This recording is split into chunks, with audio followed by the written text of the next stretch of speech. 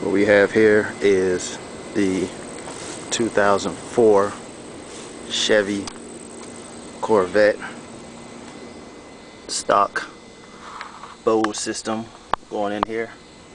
We're going to change it out and put a Indash Kenwood unit and a rear view camera in this location here, and we're going to do the Kenwood KVT 516 in the Boyo. Take these two Torx bits out, that one and that one. Then we have two more bolts hidden underneath these little tabs here in the back, which we will use our 10mm ratchet to get those out too. And that will allow us to take this whole rear console piece and pull it out, remove it. Next to the key cylinder, there's a little panel that pops off. There's another Torx screw that needs to come out. So after you removed your back center console piece, the two 10mm bolts down here, the two Torx screws up here, and the Torx screw right here, you can give this whole piece a gentle tug and it's out onto removing the radio.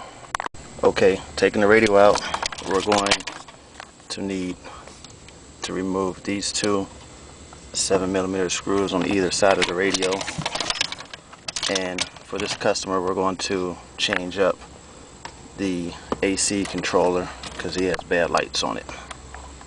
Okay, now we should be able to give the radio a tug and it's out along with the AC controls.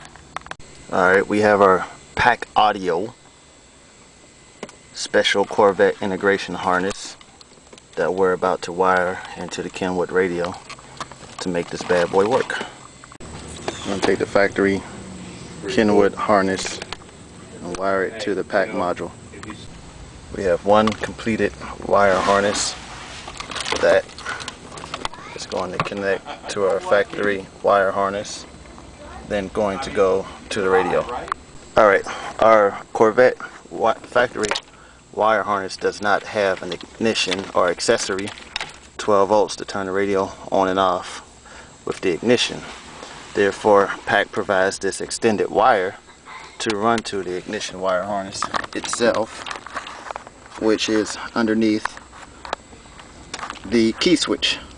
The wire we're looking for is this thick brown wire that'll give us 12 volts when the ignition is turned on to the accessory position.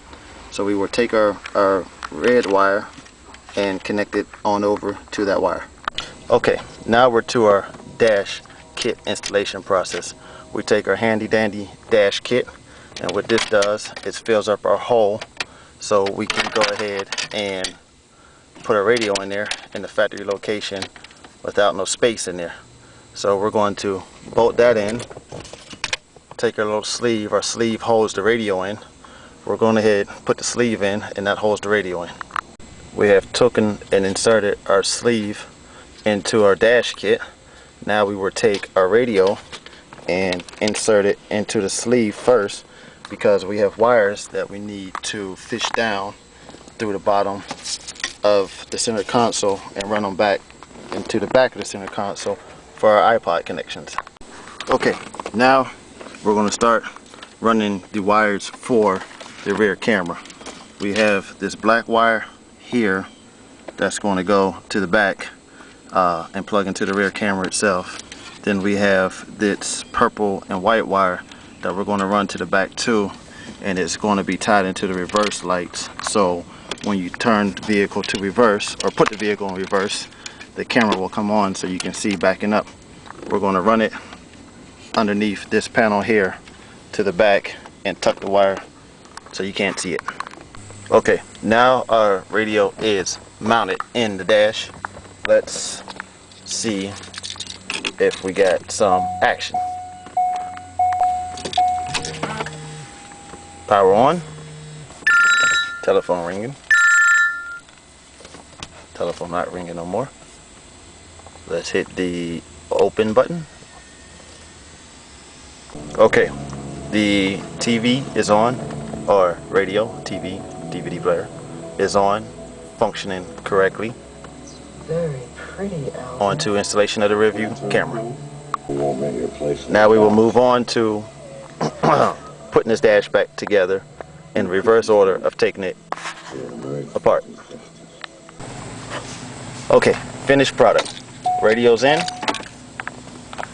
Turn our key on. Wait for the radio to power up. We have power, we have sound. Now we have video. Ooh. Ah. Alright, let's move that drill down 15 yards. Let's go. Come on, boys. Alright, guys, let's go. Let's move. Then, let's throw the car in reverse. Jefferson, are you injured or are you hurt? We have rear video. What's that mean? Nice. Well, if you hurt. Then we have the Boyo rear view camera built into the license plate frame.